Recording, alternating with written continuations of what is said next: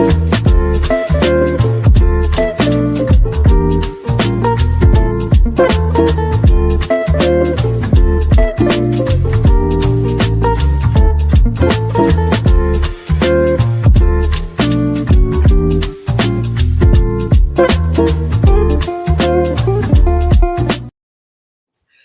morning, everyone, and welcome to a live special edition of Wealth Building Wednesday. I know it is not Wednesday, although you may watch this next Wednesday, so it might be Wednesday when you tune in. But today is Thursday. We are excited to have this very special edition of Wealth Building Wednesday, featuring a local expert, Raji Gourdine. We are glad to have you. Welcome, welcome.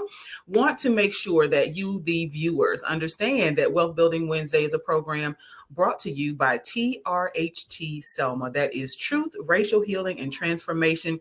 We are a program, a project, an initiative that was initially funded by the W.K. Kellogg Foundation. We're excited to be a partnership between the Black Belt Community Foundation and the Selma Center for Nonviolence. I am your host, Ms. Lydia Chapman. I am based here at the Selma Center for Nonviolence and excited again to welcome Mr. Raji Gourdine to this very special edition of Wealth Building Wednesday. How are you? I'm good, Ms. Chapman. How are you doing this morning? I am doing great. I am so excited to dive into this conversation because you have a lot of information to share. We have been in recovery mode in the city of Selma. All eyes have been on us as we have been in recovery mode, and there are tons of opportunities that are available partially as a result of the recovery that our community continues since the tornado of 2023. So wanted to, first of all, give you an opportunity to reintroduce yourself, because the last time we talked to you, you were actually working as a staff member at Wallace Community College of Selma, but now you have transitioned, I hear. I have transitioned somewhat. I retired since the last time we talked, but I still do work part-time with the college, working with the Workforce Development Office and the Office of Student Services to help promote initiatives in both of those offices, help connect the community to the college. I've also, my wife and I have also started Gourdine and Associates. It is a nonprofit organization that is its sole purpose is to connect education entities, city governments, and other nonprofits to helping solve local workforce development problems, workforce development cooperations with community colleges and cities, and grant writing and consulting. And so we've been very excited to work with the city of Selma on a project with the AmeriCorps to connect AmeriCorps and Wallace Community College and help students to learn key carpentry skills, carpentry, masonry, and electrical skills, while participating with an AmeriCorps program to help local contractors rebuild Selma. The program currently has about 4 openings. We'll take a total of 20 students. We already have admitted 14, what the city of Selma has through AmeriCorps, and there are 4 slots available. Students will learn how to either become electrician helpers or masonry or carpentry helpers through a specialized training program with instructors from Wallace Community College. Okay. They will then be placed with a contractor locally, Samaritan's Purse or other local contractors that are helping with the rebuild effort in Selma, and they'll work to help to rebuild homes in Selma. Some will work on some of the NACA homes that are going up. Those are beautiful homes that are being built right behind the Good Sam building. Great community, great effort by the Selma Housing Authority and the city of Selma. If you haven't taken a look at those, take a look at them. They're wonderful. They've already given away a total house to one lucky Selma resident. Yes. It was a beautiful story to watch, but just seeing the rebirth of Selma, rise from the ashes, rise from the rubble. Selma is going to be rebuilt again, and we're excited to be a part of that with our partners, Wallace Community College, AmeriCorps, and the city of Selma, and of course, Gourdine and Associates. And so we're excited about that. Today, what we want to talk a lot about is a entrepreneur workshop that'll be on July 30th Yes. from 2:30 to 6 o'clock on the campus of Wallace Community College in the Hank Sanders Technology Center building room, the first floor. Yes. This workshop will be offered by builders and backers of Alabama. It is a group that is created to help entrepreneurs to build their business. Also, they'll fund some initiatives. So they'll hear some interesting business proposals, and they may decide to fund your business proposal.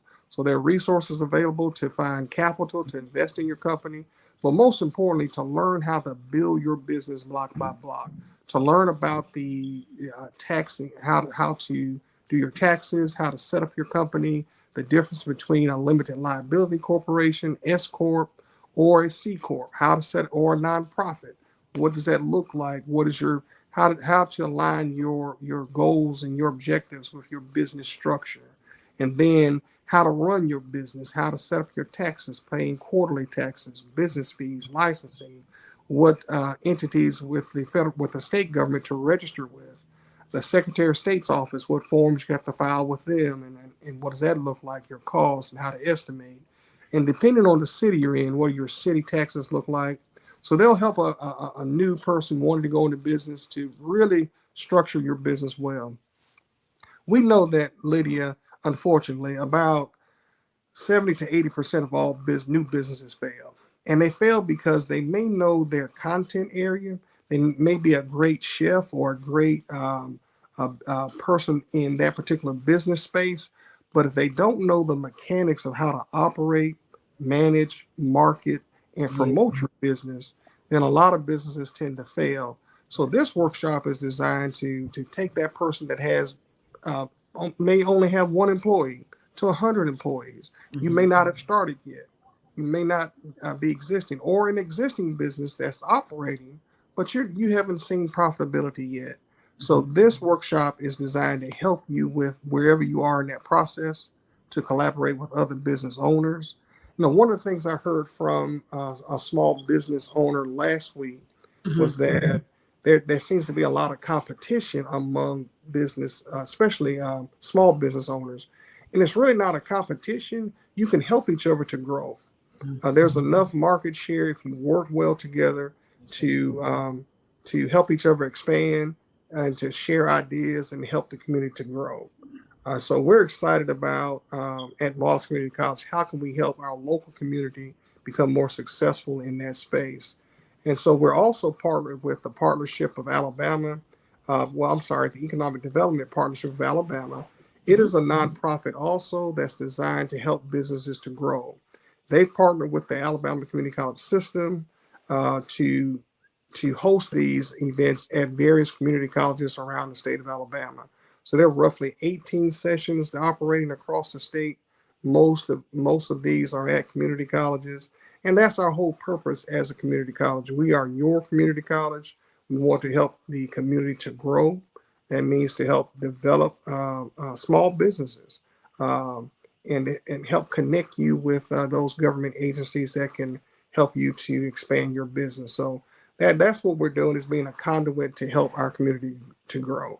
And so we're partnering with the Selma Center in helping to promote this event and to bring in people that they have worked with across in your wonderful Wealth Building Wednesdays. Hopefully, your whole group that comes out can come to this event. Miss Lydia, you can, I don't know if you can highlight or pull up the flyer where they can see the information about the event. There's a QR code where you can Mhm. click on to register. You can register in person at Wallace, or you can register online, attend online. We encourage you to come out in person so we can interact with you, meet other entities. You can meet people from the Selma Center, meet people that's coming from Foot Soldiers Park. The Chamber of Commerce is helping to sponsor this, the Selma Dallas County Chamber of Commerce. We thank them for helping to promote this as well, and Yeah. the Chamber of Commerce. And so on your screen, you'll see the information, the QR code. Just scan there, and you can register for the event. It's free of charge. And so Yes. the workshop highlights is that we'll help you conceptualize your business. How do you to enjoy fun and collaborative activities to help you generate and validate your business idea? Two, it will help you develop that plan, learn how to conduct market research, establish your business model. And then three, launch. How do you launch your business? Build confidence, receive practical tools for launching your business. So at the end of this process, we'll hope you'll be ready to launch your business. And so we're excited about being a conduit to help your potential business grow or helping your current business to grow. So come out and join us. We'll have refreshments sponsored by the college, and we're excited to be of service to our community. So that was a lot. Listen, Excited. let me reintroduce myself. So, and I still call you Dean Gourdine. This is an extraordinary opportunity for people in and around Selma Dallas County to take advantage of getting to know folks who are within these state agencies and nonprofit organizations that actually not just build but back, right? Because if you saw the flyer, the link is in the chat. If you have questions, y'all can join in and chime in. Wanted to make sure, though, that folks understand that this is called builders and backers. One of the greatest things or challenges that small business owners or people who are especially just starting out have in our community seems to be making sure that people have the right resources, the right financial resources in order to start and maintain that business. And so in order to do that, whether you are looking for someone to fund you with a grant, or if you are looking for someone to fund you with some sort of loan, you will have to have a business plan. You will have to have taken the proper steps in order to establish your business. You could be the best baker in the world. You could be the best chef in the world. You could be the best seamstress, the best cosmetologist, what have you. And if you lack a business plan, if you lack the structure, if you lack a business bank account, it is harder to get the funding necessary to start and maintain your business. So this is an extraordinary opportunity for folks. If you are interested in learning how to build and to have your business backed, okay? So these are the same folks that produce Launchpad, isn't that right? That's correct. Yeah, and Launchpad is an extraordinary opportunity for folks to introduce their business as well as get funding towards their business as they build forward. So if you're interested and you want to get registered, the link for that is located in the comment section. Please tag and share. If you know folks who need to see this information, if you know people who need to register, tag them in this video. This is an important opportunity for our community. And I want to definitely just kind of break some of this information down for folks with you. So small business, some folks say, well, oh, my business isn't small. You don't have to call my business small. But what is a small business in actuality? How does, let's say, the Small Business Administration identify a small business, and why are small businesses important to our community? Well, a small business can be anywhere from 1 to 100 employees. And small businesses are important because 40% of the U.S. economy is comprised of small businesses, those mom and pop organizations that those bakeries, those corner restaurants, the coffee shops, those places that may have a small number of employees, but still employ people that work part time, some full time, and provide a meaningful and significant service to your community. And so, anyone from 1 to 100 is a small business. And so, there are unique challenges that small businesses have. How do you? Sometimes a small business, you're the chef, you're the cook, you're you're the waiter, you're the janitor, you're the bookkeeper. And so small businesses have to learn how to multitask and learn those critical things that are necessary for their business's survival. Paying payroll taxes, how do you set up your tax structure? How do you employ, let's say, family members and have them on payroll? What does that look like? Paying your taxes quarterly versus yearly. Those type questions that you have to really consider when you're going into business. And so those things can make or break a business. And our goal is to help a small business that may not have the resources, that may not have a number of employees that can diversify and handle certain tasks. In a small business, you have a handful of people doing a lot of things, and so workshops like this are critical because it gives you the information you need to handle your business successfully and to grow your business to where you want it to grow to. So that's what a small business is. 1 to 100 people is considered a small business. And so when we think about starting a business in particular, like what are some of the most important considerations that we need to have if we have this brilliant idea, right? We are excited about all of the things that the ideas, the creativity is just flowing. What are some of the most important considerations that we need to take account for and to kind of do the research necessary um, in order to make sure that we are starting and going to be able to maintain the business that we envision. So number one is doing your research to find out what is the market share for what the service you're offering. If there are 100 bakers or let's say bakeries in your town, you have to determine, is there a need for another bakery? But if there are no bakeries or one in your town, then you can begin to look at what would be your market share, your target audience. Uh, what is the in what vicinity will you offer your services? For instance, if you're in Selma, what's your market share? Will you be able to reach out to Orville, to um, Plantersville, and beyond? How will you be able to market those services to those constituents, or will you be basically focusing your services on the city of Selma? Or if you're in Perry County, what does that look like for you? So knowing what other businesses are currently offering what you're offering, what's your competition, is there a need for the services you're trying to offer? So Mhm. once you determine that, then you can say, okay, there is a need. There are very few businesses doing what I do. Or if there are other businesses doing what you do, what distinguishes your business? What's your market? What's your niche? What's your unique market that you can promote? One business I've heard about in Selma, there is a baker in Selma called Summer the Baker. She Yes, she and I'm very proud of her because I've known her all most of her life, and I've tasted many of her goods. She focuses on vegan yes, desserts, and they're yes, very good. So she has a niche market that no one else that I know of in Selma that's correct. offering vegan products, and so we'll have her products at we'll have some of her vegan sweet rolls on next Tuesday, Okay. so you get a chance to sample those. But that's an example of a market that is very unique. There are other bakers in Selma, but there are no other bakers that I'm aware of that are offering a vegan product.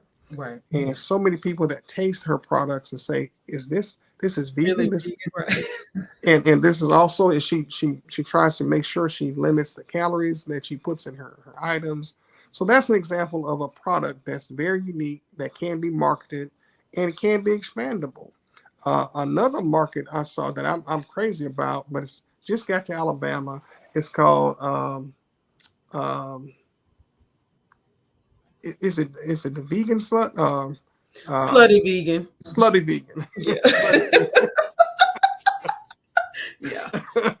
So Hmm. as we're trying to get healthier, but that particular restaurant that started in Atlanta is exploding. Yes. They've exploded from one single store to a $26 million annual restaurant chain that's now in Alabama, in Birmingham, and expanding in other cities.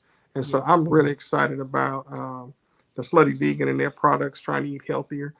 So if you have a product that you're trying to promote that's unique, that focuses on building the community up, like healthy options or Mhm. other products. That's a unique niche market. So that's the first consideration: is your project needed? What is the market? Who else is doing it? I think the second thing you have to do is determine, do you have the capacity to offer the services you're trying to offer? Do you Mm, have the equipment? Do you have the know-how? Do you have the training? And if you don't, how do you get it? And so that's why this type of workshop next Tuesday is critical. We'll mm, help answer those questions for you, so that you can determine if you have the skills necessary, or if you don't have it, where do you get it from? I think the third thing you have to look at is what are the required licensing fees so you can be licensed. So you can be licensed in the city you're operating in, and with the state of Alabama, so that you won't get written up for tax evasion or tax issues and end up having to pay all your profits out in taxes. So knowing how to set up your structure tax wise so that it benefits you, and that you're not paying double taxes. Looking at the different tax structures, like if you're going to be a limited liability corporation, what does that do for you for your personal liability? If your mm. company gets sued, is your house subject to be seized because of your a business mistake, or say a business fire Right. or something that happens? That's why many look at the incorporating their business, meaning incorporated. You can have a full incorporation or be an S corp or a C corp. Looking at the benefits and the liabilities of each of those and see what's best for you.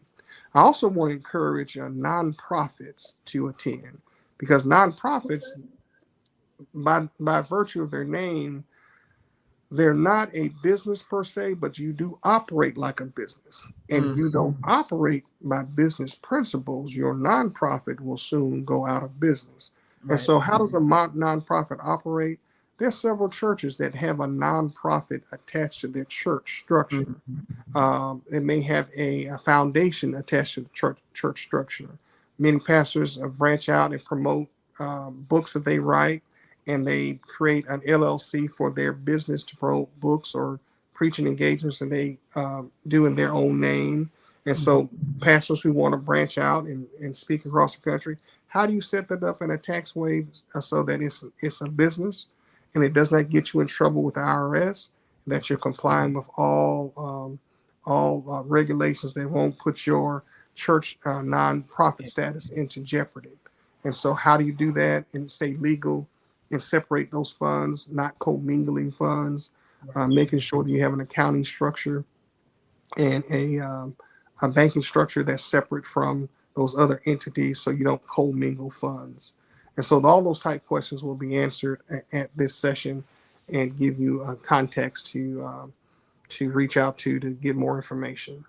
So let me ask you about the importance of actually, because I know from the perspective of making sure that you can have access to funding, making sure that the government recognizes your business. But what are some of the more like understandable, I would say, rational, maybe logical heart reasons that people need to transition businesses? Because we have some extraordinary, and you know this, that we have some extraordinary talent in our community. Selma, Dallas County, across the Black Belt, we have amazing talent, whether it is brick masons or welders or chefs. We have folks who could literally run the restaurants that some of us are begging for in order to expand our palettes. And so wanted to ask you, like, what is the real, why is it even important to transition our businesses from, let's say, home based to maybe having a website, or expanding into partnering with another business to get our products um, well beyond where it is currently? You like moving from the front porch to the to Main Street, so to speak. Why is Right. that? Why is that important? That's important for a couple of reasons. One, I would say, first of all, longevity. Most small businesses, they are mom and pops. They don't work an 8 hour day, they work a 24-hour day. They work 10, 12 hours a day to promote and to operate the business. And most business owners just burn out. And so, if you want to create a system where your business is more structured, let's say if you're a restaurant where you write down your recipes, you have a system of training your employees of how to cook in a systematic way based on the recipes that you created so that your product is consistent, the quality is consistent, the taste is consistent, then you can replicate that business and franchise out and make a more profit and be able to train others on how to do your process. McDonald's is successful not because they have the best tasting hamburger. Right. They're successful because they have a systematic way of making that burger, a systematic way of promoting that burger. They Mhm. have what's called Hamburger University, Yeah. where before you become a franchisee owner, you must learn the philosophy, the McDonald's way of they have a way of how you mop the floors, of how you stock your supplies, of how you clean the restaurant. They have a system of doing everything so that if you go to a McDonald's in in Alabama or California, the taste is the same. Your experience should be the same. And so they've automated that process to a way that it's consistently the same product across every restaurant in the United States. Now, once you go abroad and you go to a McDonald's in Moscow, it's It's a going food. to adapt to the culture and the flavors and the taste of Moscow. Yeah. They'll have some similarities to McDonald's in Alabama, but they will inject some of the local flavors. It's like Coca-Cola. If you go to Coca-Cola, if you go to the World of Coke in Atlanta, they'll Yes. show you different Coke fountains from Asia, Africa, and from all over the world, and how they infuse different flavors of local cultures. But one of the biggest successes of McDonald's is that they have a systematic way of doing everything, how you fry your French fries, from the oil that you use, and so local smaller owners, if you automate your processes in a way that your workers know that they follow the recipe. They Right. cook a certain way at a certain temperature. They use a certain product so that your product is consistently the same each time. Then you can guarantee good quality of your product, that is consistent and it lives up to the expectation that your customers have. That allows you to franchise and grow, partner, as Ms. Lydia said, with other entities to help promote your products.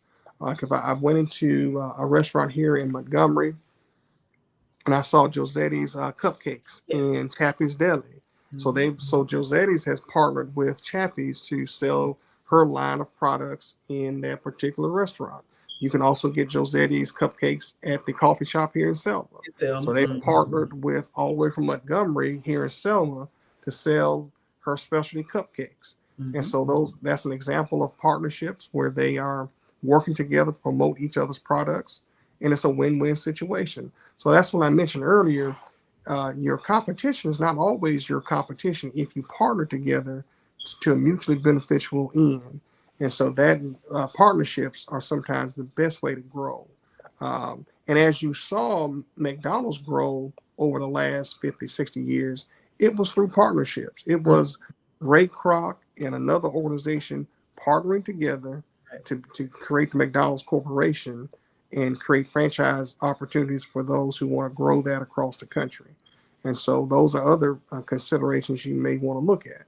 You know, we have several local brands in Selma that are synonymous to Selma. When you think Mhm. of barbecue, everyone Laney. thinks about Laney's. Yeah. Uh, when you think about home cooking, everyone thinks about All in All One. in one. Yeah. And so and we think about coffee and especially baked goods, you Yeah. think about the coffee The shop coffee itself. shop. Yeah. Reflections. Yeah. So there's several local brands. You know, Selma has spices that are made in Selma, to honey that's grown in Selma and Mhm. distributed all across the country. But there's several opportunities to grow. Um, we had a product.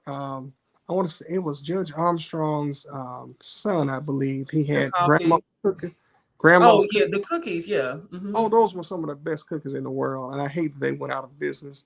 But I think they even went to a national competition, and they did really well. Oh wow. If somebody's listening in the Armstrong family, bring those cookies back. They were great cookies. Uh, but we want to see small businesses that have a passion for what they do Yes. and really are excited about the quality of their product and wanting to serve our community. We want to see those businesses grow. When I think about a business that serves the community all in one, every year they do a senior citizen uh, Yes. The senior citizen day. extravaganza. Well, Mm-hmm. they donate thousands of dollars in gifts and prizes to our senior citizens. They love our senior community, and they look out for our senior community. Yeah. And so I'm really excited to help support that financially, and to physically. In years past, I've helped to volunteer there as well. But that's an example of an organization that's really grown. They now have two locations. They're at the Troopers Academy. They Mm-hmm. serve our state troopers, our our aspiring corrections officers, and Mm-hmm. also our eight post people, the sheriff's deputies and local police departments coming to train at the academy. They feed them. They have that contract, and you can go there to have lunch as well, or lunch at Wallace Community College with All in One. And so I'm just so proud of that, of those two owners, Mr. and Mrs. Petway, that are local community servants that have grown Yeah. their product, and they love to cook and they love to help people. And that's just an example of how their business has grown. Also with like the coffee shop, with what Jackie Smith and Yes. her husband have Mm-hmm. done, and with Reflections and how they've grown with their smoothies, with their Yeah. panini, and so we're really excited to see their growth as well. So I'm excited to hear all of this great information. We know that we have this extraordinary opportunity coming up on July 30th at Wallace Community College. We have put the link to register in the comment section. So regardless of where you're picking this video up from, whether you're on YouTube or whether you're on Facebook, please feel free to tag and share.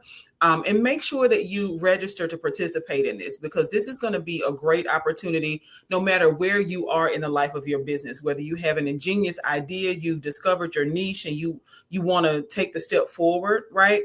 Or whether you've kind of started out and you want to be able to collaborate with folks in a different way. You're looking for funding to support your small business as you grow it, to become a larger business. I'm particularly appreciative of you mentioning the importance of collaboration between businesses. Like, it is imperative that folks who are based, especially those of us who are based in smaller communities, learn how to work together better, right? Yes, Because when we can do that, then that means that we can operate in a more efficient way. And then we can serve the community in a way that, like you said, the first thing you mentioned when I said, what should the considerations be? You talked about longevity. Like, why is it even important to officially form your business? Longevity. And there are very few folks who have great business ideas, I think, who go into business just to not be in business a year later. Right. And exactly. so, folks, if you want to grow your business, we've got to grow beyond the idea of I have to do it alone, because that's just simply not the case. Cooperatives are real businesses that operate around the world. We are interdependent on one another as a community, and we've got to operate like that. I want to give a special shout out. Summer the Baker is tuned in. She's saying that it's great information. Mr. Mark Mouse, who is a small business owner as well. Mr. Gourdine, thanks for your wealth of knowledge and your selfless service to our community. We do thank you so much for all that you do for the city of Selma, whether it is the government, right, the group, the city of Selma, or those of us who are residents at large. We're excited to be able to pick your brain a little bit, right, and be able to grow from the wealth of information that you have access to. The fact that you don't gatekeep, whew, it's a beautiful thing. I like kicking gates open. Yes, yes, yes, yes, yes. And we look forward to continuing to grow this conversation with you. I know that collaboration and community, giving back to community, that's something that you just talked about. The importance of being able to do that as a small business owner is important. So collaboration, community, and just making sure that you're official, like you're above board, that you're contributing, even as a small business owner, making sure that you're contributing to the retirement system in our country, right? Exactly.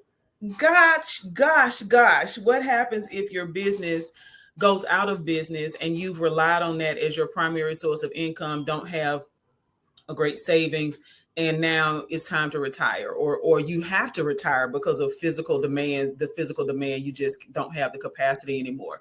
We've got to think way far ahead, right? Definitely. And plan for the future when we start businesses. One of the first habit in the book, this is an extraordinary book, The 7 Habits of Highly Effective People. The very first habit is to begin with the end in And mind. exactly. So, yes. So, if you have the beginning, like you are thinking about this business idea and you know exactly what you want to do, think about what the end goal is, and you join us next week on the campus of Wallace Community College in the Hank Sanders building. And this is a workshop that is free, absolutely free, being put together by a group called Builders and Backers.